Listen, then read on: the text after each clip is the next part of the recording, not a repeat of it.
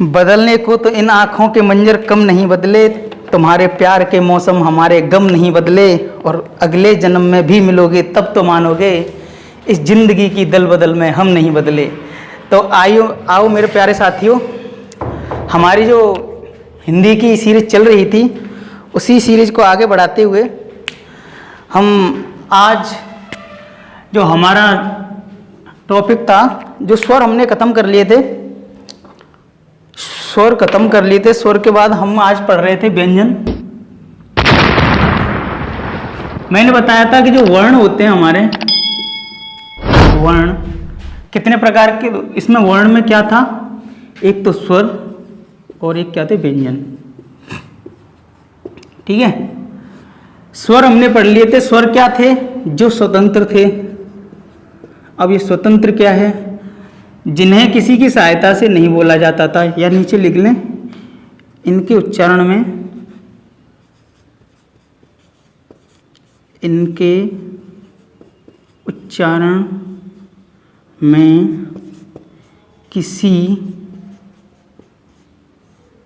अन्य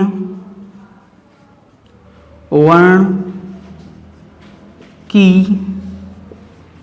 सहायता नहीं लेते। इनके उच्चारण में किसी अन्य वर्ण की सहायता नहीं लेनी पड़ती। और व्यंजन क्या होते हैं, जो स्वतंत्र नहीं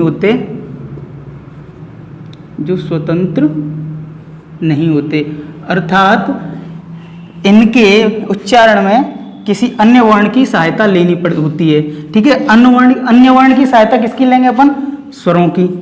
ये जो व्यंजन है वो स्वरों की सहायता से बोले जाते हैं। अब हम बात करेंगे व्यंजनों पर। अब बात व्यंजनों पर करेंगे तो व्यंजन कितने होते हैं हमारे वर्णमाला में, तो कितने होते हैं, 33। अब लेकिन बात यहां भी फंस गई। जैसे हमने पढ़ा था कि छोटी क्लासों में 13 पढ़े थे स्वर, लेकिन हमने यहाँ के देखे स्वर 11 ही होते हैं। जो अयोगवाह थे, अनुस्वार और विसर्ग, ये हमने 8 दिए थे। अब ऐसे ही हमने जो छोटी क्लास हैं उनमें व्यंजन पढ़े तो 36 थे, 36, लेकिन यहाँ कितने हैं, 33। अब 3 कौन से हटाए, देखिए जो लास्ट में आते थे 6, 13, ज्ञ। अच्छा, अब ये हटा दिए, तो ये होते क्या हैं, तो ये होते हैं संयुक्त व्यंजन या संयुक्त वर्ण। अब मैं आपको बता दूं कि अगर संयुक्त वर्णों की संख्या पूछी जाए, अब हिंदी वर्णमाला में ये 3 बचते हैं, इनको संयुक्त वर्ण कहते हैं। लेकिन अगर आपसे संख्या पूछी जाए कि संयुक्त वर्ण या संयुक्त अक्षरों की संख्या कितनी होती है, तो संयुक्त वर्ण या संयुक्त अक्षरों की संख्या होती है आपकी 4। अब ये चौथा कौन सा है, तो जब हम किसी भी काम को करते हैं तो हम श्री गणेशाय करते हैं, तो जो ये होता है श्री, श्र, ये होता है हमारा चौथा संयुक्त वर्ण। तो आपसे पूछी जाए कि संयुक्त वर्णों की संख्या कितनी होती है, तो कितनी होती है, 4। इसमें कौन कौन से आते हैं, 6, 13, ज्ञ और ये श्र। ये कौन सा स्र है, वो श्री गणेशाय वाला स्र है। ठीक है, तो यहाँ से अगर ये तो 3 हो गए और एक ही हो गया, तो संयुक्त वर्णों की संख्या कितनी होगी, 4। अब यहाँ से आगे हम चलते हैं, व्यंजनों का अध्ययन करते हैं कि व्यंजन कौन से होते हैं, क्या होते हैं। और हम बिल्कुल अलग या नए तरीके से व्यंजनों को पढ़ेंगे। और मैं आपको बता रहा हूँ, हम जो 4 वर्ग हैं हमारे, कचट तप, इन चारों वर्गों में हम हर एक जो अक्षर है उसकी ऐसी विशेषता मैं बताऊंगा कि जो आपने शायद अभी तक नहीं सुनी होगी, ना पढ़ी होगी कहीं भी। यह आपको एनसीईआरटी के ना तो पुराने किताब है जो पुराना संस्करण था उसमें मिलेगी, ना ही नए संस्करण में मिलेगी। तो देखिए, जो हमारा क वर्ग है, जो हमारे 33 जो व्यंजन थे, इनको हम कहाँ देखेंगे, वर्गों में। तो पहला वर्ग है हमारा क वर्ग। ठीक है, पहला है क वर्ग। अब क वर्ग में क्या क्या आता है, तो देखो क वर्ग में आता है क, ख, ग, घ, क ख ग घ अब ये बताओ, ये मैंने सही लिखा है? बताओ। नहीं, क्योंकि इसके सामने क्या आती है? बिंदी। अब देखो, अब ये बिंदी आ गई, ये आगे, अब इस बिंदी को बोलते क्या है? अब मैं आपको यही चीज बता दूं, यहां से हमें नई चीज दिखी ये, तो हम पूरी बात करेंगे यहां कि कोई एक ये क्या है? अक्षर या वर्ण है, ठीक है? अक्षर मान लो ये इस प्रकार का कोई अक्षर है। अब इसमें ये क्या होता है और ये क्या होता है? तो ये होती है हमारी सिरोरेखा। सिरोरेखा। ऐसे कोई भी ये वाला अक्षर देख लो, क में सिरोरेखा है, और इसको जो ये वाली लाइन है इसको बोलते हैं खड़ी पाई। क्या बोलते हैं? खड़ी पाई। ठीक है। अब आपने देखा होगा कि कई जो अक्षर या वर्ण होते हैं उनमें एक तो यहां, एक यहां, यहां और यहां अक्सर करके आपने देखा होगा कि कई जो वर्ण हैं उनमें किसी में तो यहां बिंदी होती है, कहीं यहाँ, यहाँ, जो हमारी समझ से बिल्कुल परे रहती है कि ये यहाँ क्यों लगाई गई है, ये यहाँ क्यों लगाई गई है। तो आज पहले हम इन्हीं पर चर्चा कर लेते हैं कि ये बिंदु, ये इस बिंदु को क्या कहते हैं? ये जो पॉइंट है, जो घुंडी बोलते हैं, इसको हिंदी में इसको घुंडी बोलते हैं, ठीक है?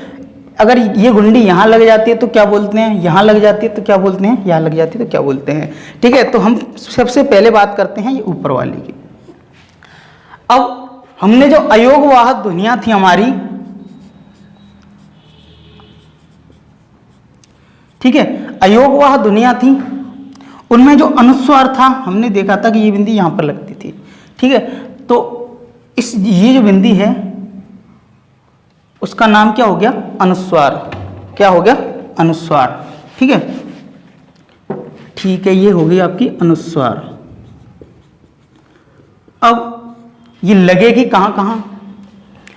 अब मैंने ये भी बताया था जब आपको अयोगवाह ध्वनियां पढ़ाई थी कि अयोगवाह का मतलब होता है अमस नहीं, योग माने जुड़ते और वाह माने वहन, जो जुड़कर वहन नहीं होते। और किसके साथ जुड़कर वहन नहीं होते?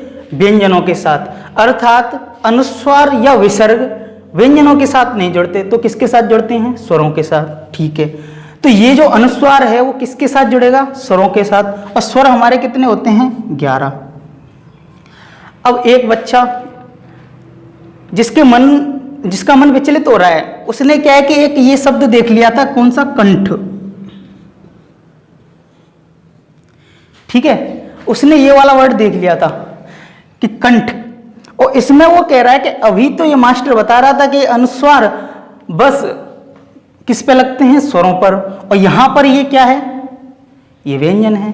तो मैं उस बच्चे को बता दूं कि ये जो का है, अगर हम इसका शाब्दिक विच्छेद करते हैं तो इसका मतलब होता है क प्लस अ, और ये जो अनुस्वार है वो आ पे लगा हुआ होता है। ठीक है, तो यहां से आपका जो कंफ्यूजन है वो दूर हो गया होगा कि ये जो अनुस्वार लगा हुआ है वह व्यंजन पर नहीं, वह किस पे लगा हुआ है? स्वर पर।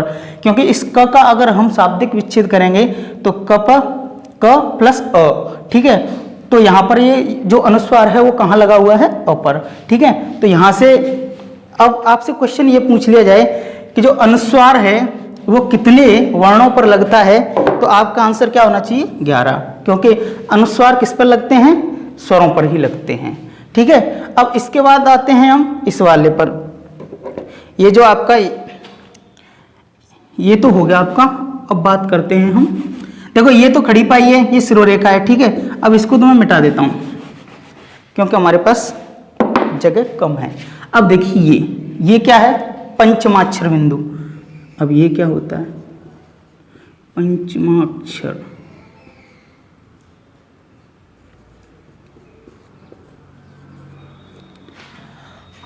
यह बिंदु सिर्फ और सिर्फ क वर्ग के 5वें अक्षर पर लगता है। ठीक है, यह जो बिंदु है सिर्फ और सिर्फ क वर्ग के 5वें अक्षर पर लगता है। ठीक है, अब इसको कहते हैं पंचमाक्षर बिंदु। ठीक है, अब यहां से पूछा जाए, यहां से क्वेश्चन पूछा जा सकता है कि जो पंचमा अक्षर बिंदु है वह किन किन या कितने वर्णों पर लगता है, तो वह कितने वर्णों पर लगता है, एक वर्ण पर, एक वर्ण। और एक वर्ण कौन सा है, क वर्ग का पांचवां अक्षर, इसीलिए इसको क्या कहते हैं हम, पांचवां अक्षर बिंदु कहते हैं। अब बात आती है ये क्या है, ये होता है अपना ताड़नजात चिन्ह। क्या होता है,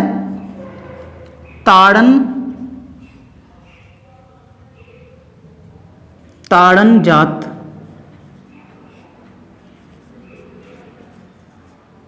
चिन्ह।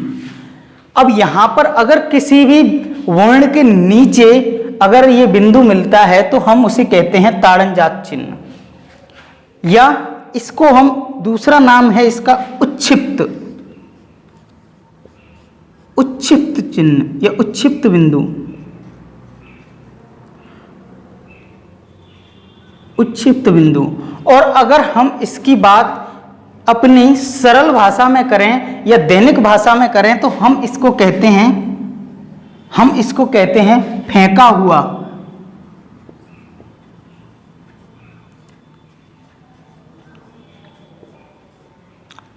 फेंका हुआ, ठीक है, फेंका हुआ चिन्ह। यह शायद आपको नहीं दिख रहा होगा, एक बार मैं कंप्यूटर टीम से निवेदन करता हूं कि देखिए ये नीचे का दिख रहा है या नहीं।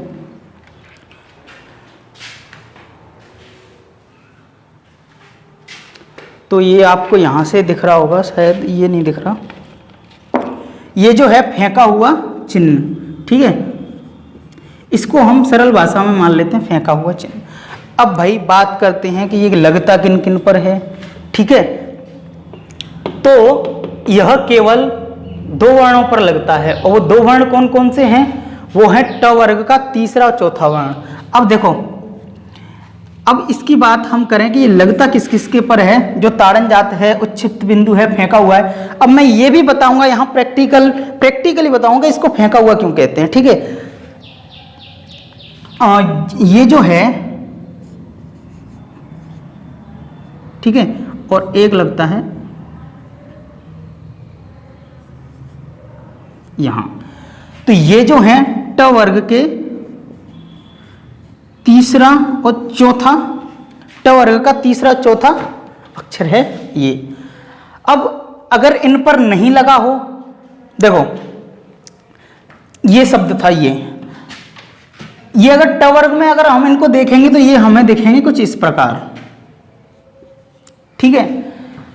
इसको हम ड और ठे बोलते हैं। लेकिन जब इनमें ताड़नजात बिंदु लग जाता है, उच्छिप्त बिंदु लग जाता है, फेंका हुआ बिंदु लग जाता है, तब इनको बोलते हैं अड़े, अठे। यानी हम आगे अस्वर्ग का उच्चारण करना स्टार्ट कर देते हैं। अब देखो, अगर हम बात करते हैं कि इसको हम इंग्लिश में किससे प्रदर्शित करते हैं, तो इसको करते हैं डी से और इसको करते हैं डीएच से, ठीक है। अब बात करें इसकी, अगर इसमें ये ताड़नजात चिन्ह लग जाता है तो इसको हम इंग्लिश में किससे प्रदर्शित करते हैं, तो इसको करते हैं आर से और इसको करते हैं आर एच से। अब सर ये आपने बता दिया, हमने तो कहीं देखा नहीं। तो आपने अगर एक नाम सुना हो बाड़ी,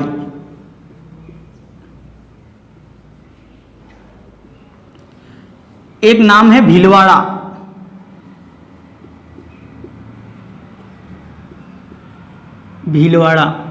ठीक है, बाड़ी, भीलवाड़ा, कई जो नाम है। देखो अब इसकी बाड़ी की स्पेलिंग क्या बनती है, BARI। ऐसे इसमें पीछे क्या आता है, RE, ठीक है, इसमें पीछे आर आता है, इसका RI हो जाता है। तो यहां से आप देख रहे होंगे कि जब ताड़नजात या उच्छिप्त या फेंका हुआ बिंदु लग जाता है तो इसको हम बोलते हैं, देखो हमारी जीभ ऐसे लगता है कि हमारी जीभ इस वर्ण को बाहर की ओर फेंक रही है। जब इसमें ताड़नजात बिंदु नहीं था तो इसका हम उच्चारण किस प्रकार करते थे, इसको बोलते थे ड और इसको बोलते थे ठ। लेकिन जब ताड़नजात बिंदु लग गया तो इसको बोलेंगे हम अढ़ और इसको बोल देंगे अठ, ठीक है। तो आप बोल के आप उच्चारण करके देखिए इसका, तो आपको भी लगेगा कि ये हमारी जीभ है, इसको क्या कर रही है, बाहर की तरफ फेंक रही है, ठीक है। तो ये ताड़नजात बिंदु हो गया, वो कौन सा हो गया, ये दोनों, ठीक है, अब हम बात करते हैं ये वाले, इस वाले बिंदु की। ये क्या है? ठीक है, ये जो बिंदु है ये वाला, अभी हम इसकी बात करते हैं। तो ये होता है नुक्ता चिन्ह। कई बच्चे जो जानते हैं उन्होंने, उनके जहन में ये आ गया होगा कि हम इसको क्या बोलते हैं, नुक्ता, नुक्ता चिन्ह। ठीक है, ये होता है नुक्ता चिन्ह। अब ये लगता कहाँ है सर जी? सही बात है, यह 5 अक्षरों पर लगता है। अब वो 5 अक्षर कौन कौन से हैं? क, ये जो नुक्ता है वो किस किस पे लगता है? क, ख, ग, क, ख, ग, च, क, ख, ग और ज और फ। ठीक है, क, ख, ग और ज और फ। अब इनके आगे जब हमने ये लगा दिया, देखो जब ये नहीं लगा था तब ये किस भाषा के थे? हिंदी भाषा, देवनागरी लिपि के ये वर्ण थे। लेकिन जब हमने इनके आगे नुक्ता चिन्ह लगा दिया, नुक्ता चिन्ह इनके आगे जब हमने लगा दिया तो ये किस भाषा के हो गए? अरबी फारसी भाषा के। अब बात आती है हम अरबी फारसी का नाम एक साथ क्यों लेते हैं? तो मैं बता दूं आपको कि हम अरबी और फारसी का नाम एक साथ इसीलिए लेते हैं क्योंकि इनकी जो लिपि है वो एक ही होती है, अरबी और फारसी की लिपि एक ही है। अच्छा जी, अब मैं एक बात बताऊं आपको कि जो एनसीईआरटी है उसने नुक्ता चिन्ह कितने वर्णों से लगता है? एनसीईआरटी के अनुसार केवल 3 वर्णों से। ठीक है, लेकिन यह जो बात है वो बात किसने कही थी कि जो नुक्ता चिन्ह है वो 5 वर्णों से लगता है? यह बात हमारे कही थी राजा शिव प्रसाद सितारे हिंद। देखो आपसे ये क्वेश्चन भी पूछा जा सकता है कि जो नुक्ता चिन्ह 5 वर्णों पर लगता है, यह बात या यह जो नियम है वह किसने बताया था? तो यह बताया था यह राजा शिव प्रसाद सितार ए हिंद। मैं लिख देता हूं, नाम लिख देता हूं, राजा, इसको ऊपर लिख देता हूं, राजा शिव प्रसाद सितार ए हिंद। ठीक है, अब बात आती है जिसके लिए बच्चे परेशान होते हैं कि सर एनसीईआरटी के हिसाब से 3 है और आप बता रहे हो 5 ही करके आना। क्यों? क्योंकि यह वाला प्रश्न राजस्थान एडमिनिस्ट्रेशन सर्विस की परीक्षा में, आरएएस की परीक्षा में पूछा गया था और जिसमें सही आंसर आपका 5 माना गया था। अगर किसी भी परीक्षा में एक प्रश्न पूछा जाता है तो कम से कम हम ऑब्जेक्शन लगाने के लिए हमारे पास प्रूफ तो है कि राजा शिव प्रसाद हिंद जो कि हिंदी भाषा विभाग के जो इंस्पेक्टर थे, उन्होंने इसमें अधिकारी थे, उन्होंने यह बात कही थी कि जो नुक्ता चिन्ह है वो 5 वर्णों पर लगता है और इनकी कही बात लिखी हुई भी है। तो हम उस हिसाब से भी यहाँ ऑब्जेक्शन लगा सकते हैं। इसीलिए हमको क्या करके आना है कि यह 5 वर्णों पर लगता है और यह एक बार आरएएस की परीक्षा में पूछा गया था तो इसमें भी 5 वर्ण ही सही माने गए थे। ठीक है, अब बात हमारी चारों वर्णों की हो गई। ये क्या हो गया? अनुस्वार, ये पंचमाक्षर बिंदु, ये ताड़नजात या उच्छिप्त या फेंका हुआ, और ये हो गया नुक्ता चिन्ह। अब हम बात करें कि ये अनुस्वार कितने पर लगता है, तो सीधे सीधे या तो हम कहते हैं कि ये स्वरों पर लगता है, या हम दूसरी भाषा में हम ये भी कह सकते हैं कि ये 11 वर्णों पर लगता है, क्योंकि स्वर कितने होते हैं? 11 होते हैं। अब क्यों लगता है? क्योंकि अनुस्वार क्या होती हैं? अयोगवाह ध्वनियाँ, और अयोगवाह जो ध्वनियाँ हैं, जो अयोगवाह ध्वनियाँ हैं वह किसके साथ जुड़कर वहन होती हैं? केवल स्वरों के साथ। जो अनुस्वार और विसर्ग हैं वह केवल स्वरों के साथ ही जुड़ते हैं। ठीक है, इसके बाद आती है बात पंचमाक्षर बिंदु की। यह कितने वर्णों से जुड़ता है? कितने वर्णों पर लगता है? मात्र 1 वर्ण पर लगता है। कौन सा वर्ण है वो? वह है क वर्ग का 5वां अक्षर। क वर्ग का 5वां अक्षर कौन सा है? ड। ठीक है, ड। तो यह केवल यहीं पर लगता है। अब इसके बाद आते हैं उच्छिप्त, ताड़नजात या फेंका हुआ। यह कितने वर्णों पर लगता है? तो यह 2 वर्णों पर लगता है। वो वर्ण कौन से हैं? ट वर्ग का 3रा और 4था वर्ण। ट वर्ग का तीसरा चौथा वर्ण डे और ठे, जब हम इन पर ताड़न चिन्ह लगा देते हैं तो इनका उच्चारण क्या हो जाता है, अढ़े और अठे। ठीक है, अढ़े और अठे हो जाता है। इसके बाद हम बात करते हैं नुक्ता चिन्ह की। तो नुक्ता चिन्ह 5 अक्षरों पर, 5 वर्णों पर लगाया जाता है। कौन कौन से हैं, क ख ग जे और फे। ठीक है, क ख ग ज और फ। जब हम इनके आगे नुक्ता चिन्ह लगा देते हैं तो इनका उच्चारण हो जाता है के खे गे के खे गे झे फे। ठीक है, यह बात किसने कही थी, यह बात कही थी शिव प्रसाद, राजा शिव प्रसाद सितारे हिंद ने यह बात कही थी कि नुक्ता चिन्ह 5 अक्षरों या 5 वर्णों पर लगता है। ठीक है, इसके बाद हम बात करते हैं क वर्ग हो गया हमारा। क वर्ग में कौन कौन से हैं, क ख ग घ ड़। ठीक है, इसके बाद आता है च वर्ग। तो आप इसका स्क्रीनशॉट ले लीजिए जल्दी से, मैं इसको मिटा देता हूँ। शायद ले लिया होगा आपने इतनी देर से कुछ। ठीक है, तो आगे देखते हैं। जो हमारा दूसरा हम वर्ग पढ़ेंगे यह हो गया हमारा क वर्ग। ठीक है,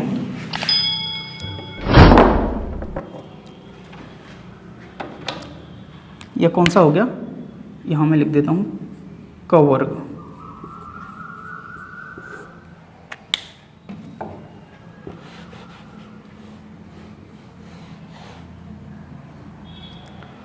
क वर्ग के बाद हम बात करते हैं क च वर्ग की। ठीक है,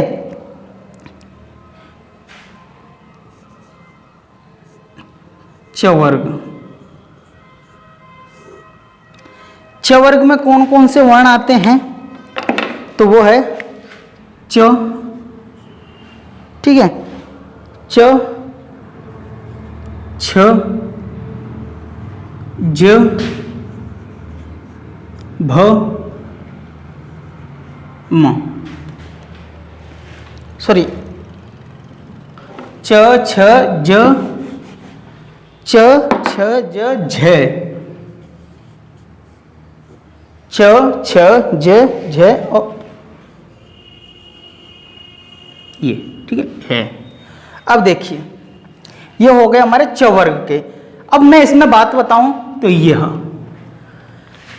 आपने एक जो पुरानी किताबें हैं हिंदी की, या हमारे घर में जो हमारे बुजुर्ग हैं वो जो पुरानी जिनकी किताब होती हैं, जैसे आला उदल की किताब है, कई जो पुराने जो किताब हैं जो वो अपने मनोरंजन के लिए पढ़ते हैं, तो हमने उसमें एक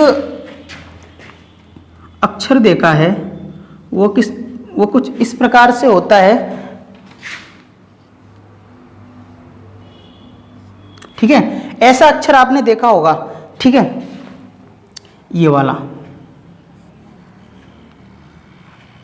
इस प्रकार का देखा होगा। ये क्या होता है, तो मैं बता दूं यह झ का पुराना रूप है। ठीक है, अब इसका नया रूप क्या है, ये वाला। अब इस वाले रूप को हिंदी क्या है, हमारी मानक भाषा है। ठीक है, इसकी अपनी एक व्याकरण है। तो हिंदी भाषा ने इसके जो पुराना रूप है इसको क्या घोषित कर दिया है, अमानक, अमानक रूप। ठीक है, तो यह भी प्रश्न एक परीक्षा में पूछा गया था कि हिंदी भाषा का अमानक वर्ण कौन सा है, तो कौन सा है, यह। ठीक है, अगर आप इस बात से अपरिचित थे तो इस बात को अब ध्यान से सुन लीजिए कि हिंदी भाषा का एकमात्र अमानक रूप कौन सा है, इसको झ बोलते हैं, झा झंडा वाला झ। यह इसका पुराना रूप था, यह नया है, और हिंदी भाषा ने इस पुराने रूप को अमानक रूप दे दिया है। ठीक है, ये प्रश्न पूछा गया था कि अमानक रूप कौन सा है, हिंदी भाषा का अमानक वर्ण कौन सा है, तो ये है। ठीक है, तो ये हमारा हुआ च वर्ग। ठीक है, इसके आगे आते हैं। क वर्ग हो गया, च वर्ग हो गया। अब आगे आते हैं ट वर्ग, क च ट वर्ग।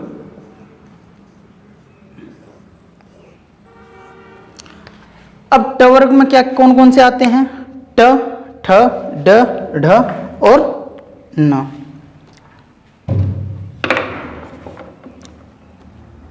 ट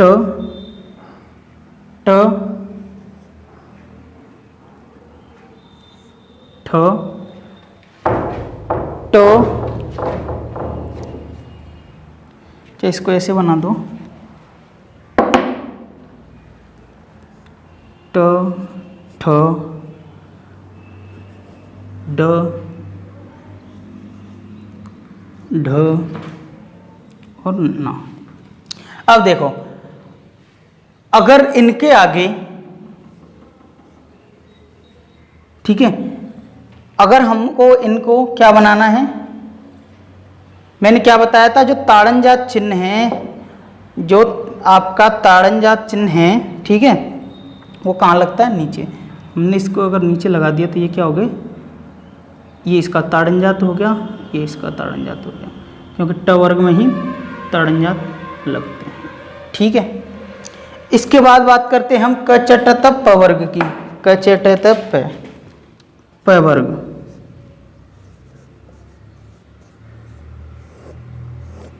अब प वर्ग में कौन कौन से अक्षर होते हैं, तो प में होते हैं प, फ, ब, भ, म। प, फ, ब, प, फ, ब, भ, अब मैं, ठीक है, प, फ, ब, भ, म। तो देखो, अब मैं आपको बता दूं कि कई बच्चे क्या करते हैं कि अपनी जो लिपि है उसको सुगम और सुंदर दिखाने के लिए इसको भे को ऐसे लिख देते हैं, आगे घुंडी लगा के ऐसे, ठीक है, कई करते हैं ना ऐसे, इसको आगे तक बढ़ा देते हैं और धे को ऐसे लिख देते हैं, ठीक है। कई बच्चे करते हैं धे को ऐसे लिख देते हैं, फे को ऐसे लिख देते हैं। तो मैं यहाँ से आपको बता दूं कि यह हिंदी मानक भाषा है हमारी और उस हिसाब से यह गलत है, क्योंकि जहाँ गुंडी होती है उसके ऊपर से सिरोरेखा नहीं गुजरती। जैसे कि आप कोई सा भी शब्द ले लीजिए, कई बार देखा होगा आपने, दुख देखा होगा, दुख लिखा हुआ, ठीक है, दुख पे ये यहाँ रहता है, बीच में कहते हैं कि सिरोरेखा तोड़ी नहीं जाती, ये गुंडी के ऊपर से कभी भी सिरोरेखा गुजरती नहीं है, ठीक है। तो क चट प ये हमारे तीनों चारों क्या हो गए, वर्ग हो गए। अब इसके बाद बात करते हैं हम अंतस्थ होते हैं हमारे कुछ, ये देखे होंगे आपने, ये रे ले, ये आपको नीचे दिखेगा नहीं, मैं ऊपर लिख देता हूँ। जो हमारे अंतस्थ हैं इसको मिटा ही देते हैं, ठीक है।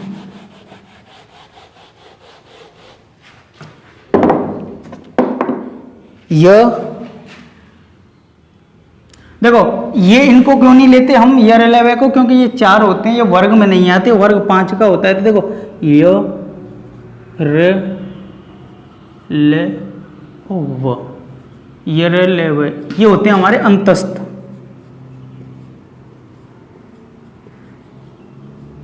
ठीक है। कौन से होते हैं ये हमारे अंतस्थ, ठीक है।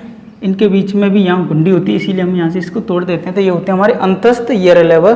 और इसके बाद जो आते हैं श, स, स, ह, ये शाशीटी वाला, ठीक है, ये षटकोण वाला, सड़क वाला, ठीक है। तो इनको बोलते हैं हम ऊष्म, क्या बोलते हैं, ऊष्म, ठीक है। इनको हम क्या बोलते हैं, ऊष्म वर्ण,